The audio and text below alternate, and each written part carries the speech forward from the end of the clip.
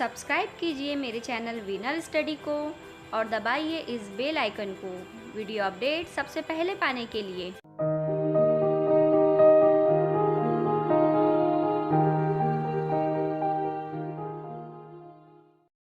Hello friend, स्वागत है आपका विनर स्टडी में। आज हम राष्ट्रकूट वंश के बारे में पढ़ेंगे।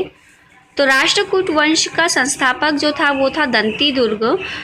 शुरुआत में ये कर्नाटक के चालुक्य राजाओं के अधीन ही था। बाद में इसने अपनी राजधानी मनकिर या मन्नेखेत को बनाई, जो कि मालखेड़ के पास, शोलापुर के पास है। ठीक है। राष्ट्रकूट वंश के प्रमुख शासक कृष्ण प्रथम, ध्रुव, गोविंद तृतीय, अमोघवर्ष, कृष्ण द्वितीय, इंद्र तृतीय और कृष्ण तृतीय थे। एल्लोरा के प्रसिद्ध कैलाश मंदिर का निर्माण कृष्ण प्रथम ने करवाया, ये याद कर लीजिएगा।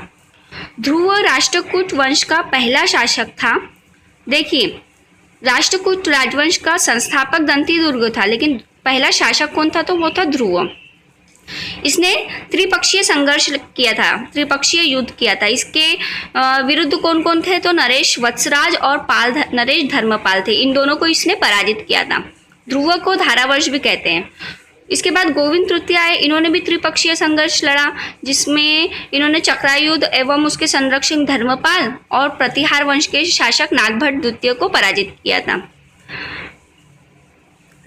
गोविंद तृतीय ने पल्लव, पांडव, केरल और गंग शासकों को भी नष्ट किया था। अमोघवर्ष जो थे ये जैन धर्म के अनुयायी थे। इसने कन्नड़ में कविराज मार्ग की रचना की थी। किसने? तो अमोघवर्ष ने कन्नड़ में कविराज मार्ग की रचना की थी। आदि पुराण के रचनाकार जिनसेन और गणितासार संग्रह के लेखक महावीराचार्य और अमोघवृत्ति के लेखक सक्तायना, ये सभी अमोघवर्ष के दरबार में रहते थे। अमोघवर्ष ने तुंगभद्रा नदी में जल समाधि लेकर अपने जीवन का अंत किया था। इंद्र तृतीय के शासनकाल में ही अरब का जो निवासी था अल मसूदी, ये भारत आया था और इसने कहा था कि राष्ट्रकूट शासक जो है भारत के सर्वश्रेष्ठ शासकों में है। राष्ट्रकूट वंश का अंतिम महान शासक कौन था? तो कृष्ण तृतीय। पहला और अंतिम ये याद ही रखिए, हर वंश का ज़्यादातर क्वेश्चन वंश के संस्थापक और इनके बारे में ही आता है। तो अंतिम महान शासक था कृष्ण तृतीय और इसी के दरबार में कन्नड़ भाषा के कवि पोन रहते थे। पोन ने क्या रचना की थी? तो शांति पुराण की इन्होंने रचना की थी। एल्लोरा एवं एलिफेंटा की जो गुफाएं है महाराष्ट्र में, इसका निर्माण राष्ट्रकूट वंश के समय ही हुआ था।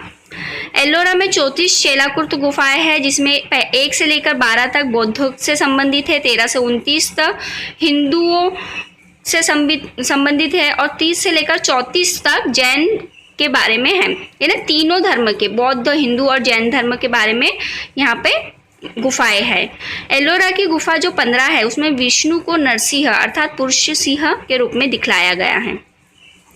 राष्ट्रकूट जो थे ये शैव, वैष्णव, शाक्त संप्रदाय के साथ साथ जैन धर्म के भी उपासक थे।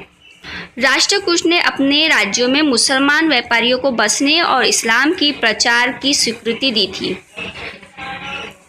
राष्ट्रकूट जो वंश था, इसमें जो था कर्क, इससे कर्क को कल्याणी के जो चालुक्य थे तैलभ द्वितीय ने 973 में हराया और राष्ट्रकूट राज्य पर अपना अधिकार करके कल्याणी के चालुक्य वंश की नींव डाली।